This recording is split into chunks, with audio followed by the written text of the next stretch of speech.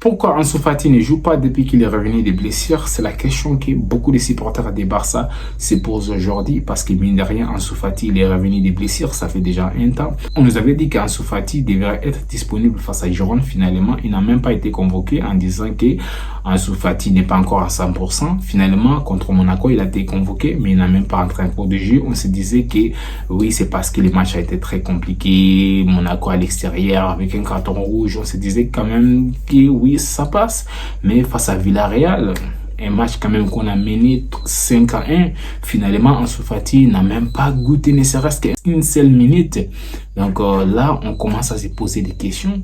Finalement, il n'a pas joué face à Villarreal et aussi, même face à Retafe, il n'a pas joué et ça se voyait déjà sur son visage qu'il était déjà très triste. Maintenant, les problèmes, c'est quoi?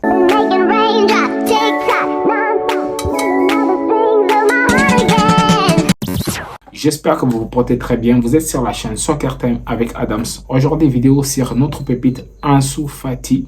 Oui, on va faire une vidéo sur Ansu Fati parce que plein de gens se posent la même question aujourd'hui. Pourquoi Ansu Fati n'a pas débuté ne serait-ce qu'une seule minute depuis qu'il est revenu des blessures?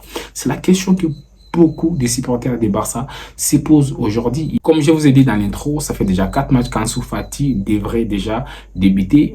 Pourtant, il n'a même pas goûté ne serait-ce qu'une seule minute de ces 4 matchs. Girona, Monaco, Villarreal et Retafe. Donc, ça commence à devenir très inquiétant. Moi, je me pose des questions. Et la question que je me pose, c'est la même question que tous les supporters du Barça se posent aujourd'hui. Ça devient de plus en plus compliqué. Je vous avais parlé lors d'une vidéo, j'avais sorti une vidéo sur Ansu Fati récemment. J'avais parlé de lui, j'avais parlé de sa nonchalance, j'avais parlé de beaucoup de choses.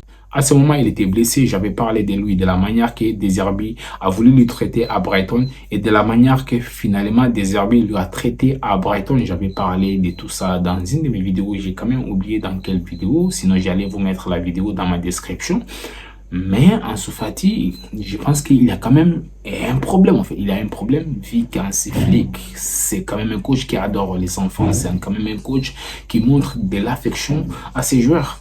Donc, Ansu Fati, depuis là, il ne débute pas. Je pense qu'il a quand même un souci. En tout cas, il a quelque chose qui ne va pas parce qu'on se rappelle, lorsqu'Hansi Flick est arrivé, il a déclaré et publiquement, il a dit qu'Ansu Fati fait partie des joueurs qui lui a plus impressionné. On se rappelle ici même quand il avait mis les entraînements spécifiques uniquement pour Ansu Fati, il avait dit qu'il a en fait, il fait confiance à Ansu Fati. Il avait dit ça publiquement. Et ça, c'est incompréhensible parce que comment les joueurs que l'entraîneur lui-même a déclaré que c'est les joueurs qui lui a plus impressionné, dans 4 matchs, ne jouent pas, ne serait-ce qu'une minute. Il y a un problème. Il y a un problème et il va falloir voir les cas Ansu Fati. Pour moi, il n'y a que des théories. La première théorie, c'est celle qu'Hansi Flick lui-même nous a dit après les matchs face à Retafe. Il nous a fait comprendre que les joueurs, il est revenu, les joueurs, il est à 100%, mais les matchs a été très compliqué. Et ça, c'est la théorie qui est censée être la théorie la plus probable parce que c'est Hansi Flick lui-même qui nous l'a dit. Et pour moi, ce n'est que mon avis, cette théorie ne tient pas trop parce qu'il y a eu ces fameux matchs face à Villarreal où les Barça a écrasé Villarreal 5-1.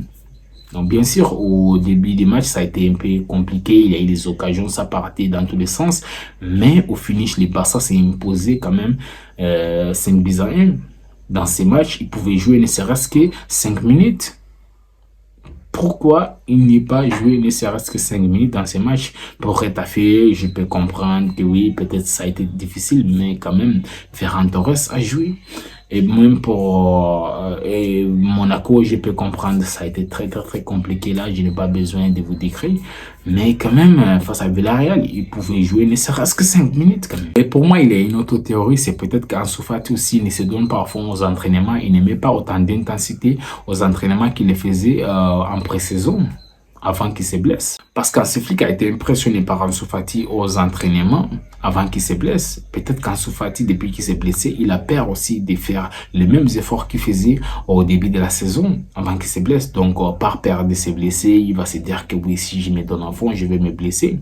C'est un peu ça. Et vous savez, Hansi Flick, c'est un coach quand même qui est beaucoup basé sur la condition physique, sur les entraînements très intenses. Et je pense qu'Hansi Flick, c'est ce genre de coach tu donnes beaucoup aux entraînements, tu impressionnes aux entraînements, il te récompense sur les terrains. Je pense qu'Hansi Flick, c'est comme ça que lui, il travaille. Et ça explique aussi le fait qu'Hansi Flick préfère plus Gérard Martin à Hector Ford. Pourtant, Hector Ford, la saison dernière, nous tous on l'a vu, il était très impressionnant, il était bon, de ouf. Pourtant, Hansi Flick, lui, préfère plus Gérard Martin. Je pense que Gérard Martin, c'est ce genre de joueur qui s'entraîne beaucoup aux entraînements. Et Hector Ford, non. Raison pour laquelle il préfère Gérard Martin sur les terrains. Même si Gérard Martin, moi, il m'impressionne pas. Je sais pas vous. Gérard Martin, pour moi, il est à la limite catastrophique sur les terrains. Mais je pense que ce genre de joueurs qui se donnent beaucoup aux entraînements. Ça explique aussi les rentrées souvent de Ferran Torres. Ferran Torres catastrophique sur les terrains. Je pense que ce sont des joueurs qui s'entraînent bien aux entraînements et raison pour laquelle Hansi Flick, lui, il les récompense sur les terrains. Je pense que c'est comme ça qu'Hansi Flick, lui, travaille. Ça, c'est ma manière de voir les choses. Sinon, le match face à Retafe, bien sûr qu'il avait beaucoup de contacts physiques, mais je ne l'ai pas trouvé si compliqué que ça.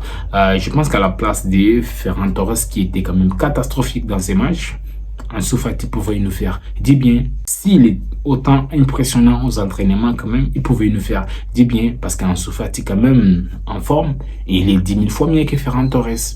C'est sûr qu'Ansu Fati aux entraînements, ça ne va pas. Il a perdu ses données à fond aux entraînements. Moi, je pense que c'est un peu ça. Donc, dites-moi en commentaire ce que vous pensez par rapport à ça. Mais moi, je pense que c'est juste qu'Ansu Fati aux entraînements, il a perdu ses données à fond. Et vous savez, Ansu Fati, c'est un joueur aussi très nonchalant. Donc, en fait, c'est un peu ça. Il va falloir qu'Ansu Fati se réveille. Il va falloir qu'il oublie ses blessures. Il va falloir que mentalement, il se réveille. Sinon, ça va être très compliqué. Donc, les gars, je crois que c'est tout pour aujourd'hui. N'hésitez pas à me dire votre avis en commentaire. Je lirai tous vos commentaires. Et merci beaucoup pour les soutiens. Ciao.